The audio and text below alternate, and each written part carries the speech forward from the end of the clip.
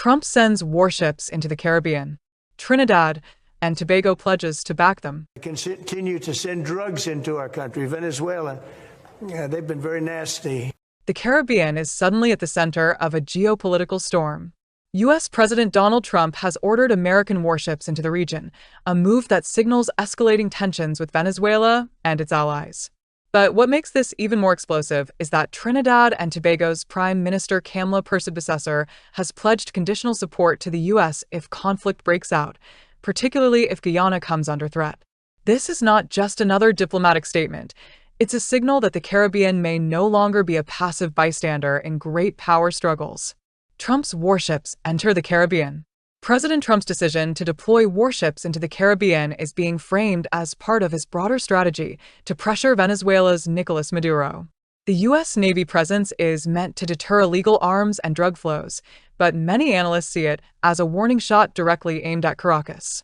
Trump has long vowed to restore democracy in Venezuela, and this show of force places the U.S. military right in the neighborhood of both its allies and adversaries. For the Caribbean, this creates both fear and opportunity. The deployment has revived memories of the Cold War, when the Caribbean was treated as a chessboard for superpower rivalry. From Cuba in the 1960s to Grenada in the 1980s, the U.S. has always considered the region part of its strategic backyard. Now, with rising tensions in Latin America and Venezuela's deepening ties with Russia, China, and Iran, the decision to send warships is being read as a clear signal. Trump intends to keep the Caribbean under Washington's watchful eye. For smaller Caribbean states, this raises difficult questions about sovereignty and alignment. Some fear that hosting or supporting U.S. operations could make them targets of retaliation. Others see American involvement as a protective shield against instability spilling over from Venezuela. Trinidad and Tobago's conditional pledge.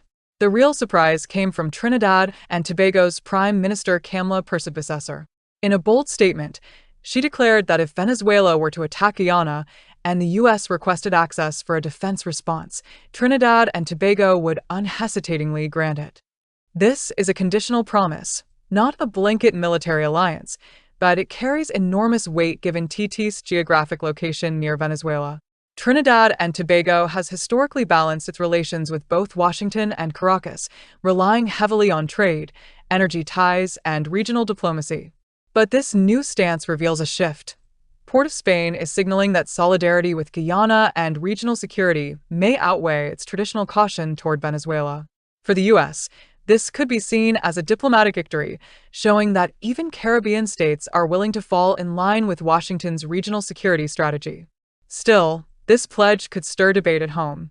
Opposition leader Penelope Beckles-Robinson and others may question whether TT is being pulled into a conflict that doesn't directly concern it.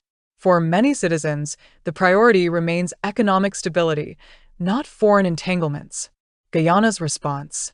Guyana, at the heart of the border dispute with Venezuela over the oil-rich Essequibo region, has welcomed both the U.S. deployment and Trinidad and Tobago's statement. Georgetown has long sought international support against Caracas' territorial claims, which Venezuela has intensified following ExxonMobil's massive oil discoveries offshore Guyana. For Guyana, Trinidad's pledge is more than symbolic. It represents regional solidarity within CARICOM. Guyanese officials have stressed that an attack on their sovereignty would not only be an attack on one country, but a threat to the stability of the entire Caribbean. Having the U.S. warships in the area, backed by potential logistical support from neighboring TT, strengthens Guyana's position both militarily and diplomatically. At the same time, Guyana remains cautious. While it welcomes the U.S. presence as a deterrent, it also wants to avoid the perception of becoming a pawn in U.S.-Venezuela tensions. Georgetown's message is clear. Its fight is for sovereignty and territorial integrity, not to serve as a proxy battlefield. The wider CARICOM dilemma. Trinidad and Tobago's position also raises questions for the wider CARICOM bloc. Traditionally, CARICOM has taken a neutral or non-aligned approach to disputes involving great powers. But with Guyana under direct threat, other member states may face pressure to declare where they stand. Will they follow Trinidad's lead and align more openly with Washington? Or will they call for diplomatic mediation to avoid escalation? This moment could test CARICOM's unity. If some states move closer to the U.S. while others remain neutral or sympathetic to Venezuela, the region risks fragmentation. Yet if CARICOM stands together, it could become a powerful voice for de-escalation and peaceful resolution. A new geopolitical reality for the Caribbean. Trump's decision to send warships into the Caribbean and Trinidad and Tobago's pledge to support U.S. defense efforts under specific conditions reveal a new geopolitical reality for the region. No longer shielded from great power rivalries, the Caribbean now finds itself on the front line of U.S.-Venezuela tensions. For Guyana, Trinidad's promise is a reassuring sign of regional solidarity. For the U.S., it represents growing acceptance of its military presence in the hemisphere. And for the wider Caribbean, it marks the beginning of difficult choices about neutrality, alignment, and sovereignty. The Caribbean is no longer just a playground for outside powers. It is now a stage where regional actors themselves are shaping the balance of power.